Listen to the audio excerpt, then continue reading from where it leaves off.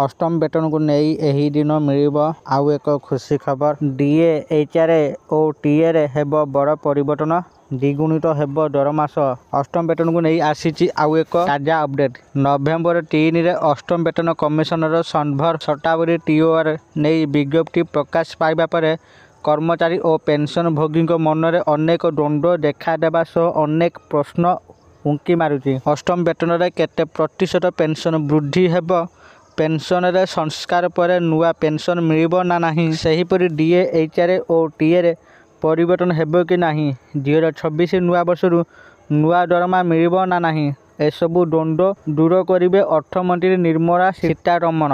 एही दिन आसंतु आज आमे एही सब विषय ये वीडियो माध्यम पूरा डिटेल्स जानिबा। तेणु वीडियो को आरंभ करने पूर्व आपण समस्त को अनुरोध, जो मैंने चैनल को एपर्यंत सब्सक्राइब करना आपण मैंने एबे ही आम चैनल को सब्सक्राइब करूँ।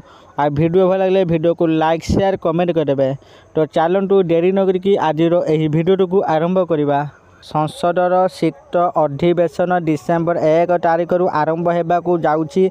एथिरे अष्टम वेतन नहीं थिबा द्वंद्व दूर करिवे अर्थमंत्री निर्मला सीतारमण। राज्यसभा सदस्य माने अर्थमंत्री को अष्टम वेतन रे केते प्रतिशत पेंशन वृद्धि हेब से नहीं प्रश्न पचारिबे। केंद्रीय कर्मचारी मूल दरमा डीए और डीआर मिश्रण हेब कि नहीं यह मध्य पचारिबा सह पेंशन संस्कार को अष्टम वेतन रे अंतर्भुक्त करा जिवो कि नहीं से नहीं प्रश्न करिवे, जार उत्तर रखिबे निर्मला। सेपटे अष्टम वेतन कार्यकारी हेबा पूर्व महंगा भत्ता वृद्धि करिवे सरकार। महंगा भत्ता एबे 58% रहिथिबा बेले जहाँ जुलाई 1, 2025 रु पिछला भावे लागू हेबो। एने केंद्र सरकार अष्टम वेतनर शर्तावली स्पष्ट करिसेंति, जहार रिपोर्ट कमिशन 18 मास मध्य केंद्र सरकार को देबे बोली निर्देश दिया जायछि। एहार अर्थ एहा सूचाउछि जे अष्टम वेतन लागू हेबा परे कर्मचारी माने जनवरी 1, 2026 रु सेमानक बकेया अथवा दरमा पाइबे। क्लियर टैक्स विशेषज्ञ चार्टर अकाउंटेंट को चांदिनी आनंद मतरे अष्टम वेतन लागू नहेबा पर्यंत महंगा भत्ता को मूल दरमार प्रतिशत भाव गणना करा जिवो, जहाँ जनवरी और जुलाई रे 2 थर संशोधित हो जाए, जहाँ फिटमेंट फैक्टर उपर आधारित। यह विशेषकर मुद्रास्फीति उपर आधार करी संशोधन करा जिवो।